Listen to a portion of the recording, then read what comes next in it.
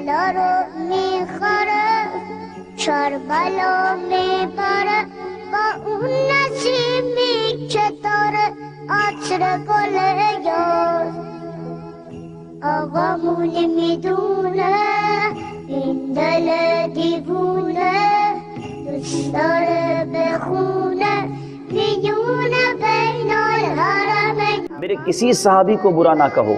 کیونکہ تم میں سے اگر کوئی احد پہاڑ کے برابر سونا خرچ کرے تو ان کے ایک مد یا اس کے نصف کے ثواب کو بھی نہیں پہنچے۔ بلکہ میں تو بہت آگے جا کے بات کرتا ہوں کہ اس زمانے میں جن لوگوں نے صحابہ کرام کو برا کہا ہے نا، وہ بڑے مجرم ہیں ان لوگوں کی نسبت جو آج صحابہ کرام کو برا کہہ رہے ہیں، اس لیے کہ انہوں نے تو ڈائریکٹ نبی علیہ السلام کی صحبت کی تھی، اور نبی علیہ السلام کی حدیثیں بھی آدھی بیان کرتے ہیں۔ ان کی بےایمانی دیکھ لیں کہ صحیح مسلم میں 6488 نمبر حدیث ہے کہ عبد الرحمن بن عوف اور خالد ابن ولید کا جھگڑا ہوا۔ عبد الرحمن بن عوف سابقون الاولون میں سے تھے، خالد ابن ولید جو ہیں وہ صلح حدیبیہ کے بعد مسلمان ہوئے ہیں، ٹھیک ہے۔ اسی لیے جو آیت آتی ہے نا کہ جو فتح سے پہلے مسلمان ہوئے اور جو فتح کے بعد وہ برابر نہیں ہے، کئی مفسرین اس فتح سے مراد صلح حدیبیہ لیتے ہیں، فتح مکہ نہیں لیتے، کیونکہ اس میں مکہ لفظ ہی نہیں ہے، اور یہ بات ٹھیک بھی ہے کیونکہ قرآن میں انا فتحنا لک فتحا مبینا صلح حدیبیہ کو کہا گیا تھا۔ آج ہم نے آپ کو روشن فتح دے دی ہے کہ یہ صلح حدیبیہ کی جو ٹریٹی ہوئی ہے اس میں کافروں نے آپ کو پاور تسلیم کر لی ہے۔ قرآن کی روح سے جو فتح کا لفظ ہے نا وہ صلح حدیبیہ کے لیے استعمال ہوا ہے، انا فتحنا لک فتحا مبینا، اور آگے وہ تو اس لیے وہ کہتے ہیں کہ جو صلح حدیبیہ سے پہلے مسلمان ہوئے اور جو بعد میں، وہ برابر نہیں، فتح مکہ کی بات نہیں ہے اس میں۔ یہ میں نے آپ کو ایک علمی نکتہ بھی، مدنی پھول بھی دے دیا ہے، ٹھیک ہے۔ اچھا اب ادھر واپس آ جائیں کہ وہ اب صحیح مسلم میں جو حدیث تھی 6488، جب شکایت نبی علیہ السلام تک پہنچی، آپ نے حضرت خالد کو بلا کے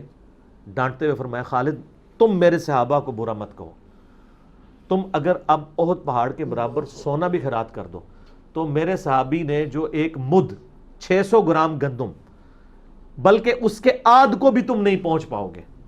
تم احد پہاڑ جو کئی کلومیٹرز پہ پھیلا ہوا ہے اس کے برابر سونا دو تو پاؤ گندم میرے صحابی نے جو خرچ کی ہے اس کے برابر بھی نہیں ہوگے۔ ہم ایک معصومانہ سوال کرتے ہیں کہ حضرت خالد ابن ولید کیا صحابی نہیں تھے؟ تو انہی کو کہا جا رہا ہے تم میرے صحابہ کو برا نہ کرو، ٹھیک ہے۔ اگر میں اپنے قریبی ایک بندے ہوں گے، تم میرے بندوں کو یہ کہتے ہو تو مراد یہ کہ میں تمہیں ابھی باہر نکال رہا ہوں، باہر ان معنوں میں ضرور نکال رہا ہوں کہ تم اس وقت اسلام قبول تم نے کیا ہے جب اسلام کا گولڈن پیریڈ ہے، صلح حدیبیہ کے بعد، یوں گراف اوپر۔ اور یہاں پر ان لوگوں نے اسلام اس وقت قبول کیا جب اسلام کا مطلب مار کھانا تھا، اور یہ حدیث بھی آدھا بیان کرتے ہیں میرے صحابہ کو برا مت کرو، میرے صحابہ کو برا مت کہو۔ اور سر میں پھر وہ ننگے سر والی سرکاروں سے عرض کروں گا، آپ تو یہ حدیث بھی پوری نہیں بیان کر سکتے کیونکہ یہ اسپیسیفکلی ان لوگوں کے بارے میں تھی جن لوگوں کا آپ دفاع کر رہے ہیں کہ نبی علیہ السلام نے اپنے جونیئر اصحاب کو کہا تھا میرے سینئر کو نہ برا کہنا۔ ہم پہ بھی ہے، لیکن پہلا مصداق اس کا کون ہے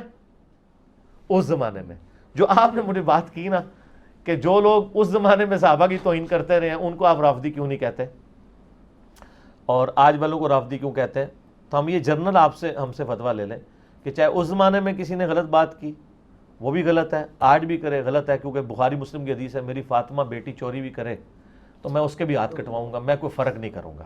اگلے لوگ اس لیے تباہ و برباد ہو گئے کہ ان کے اشرافیہ کے لیے اور قانون ہوتا تھا اور عام لوگوں کے لیے اور۔ اگر میری بیٹی فاطمہ بھی اللہ کی قسم اگر یہ بھی چوری کرتی تو میں اس کے بھی ہاتھ کٹوا دیتا ہوں۔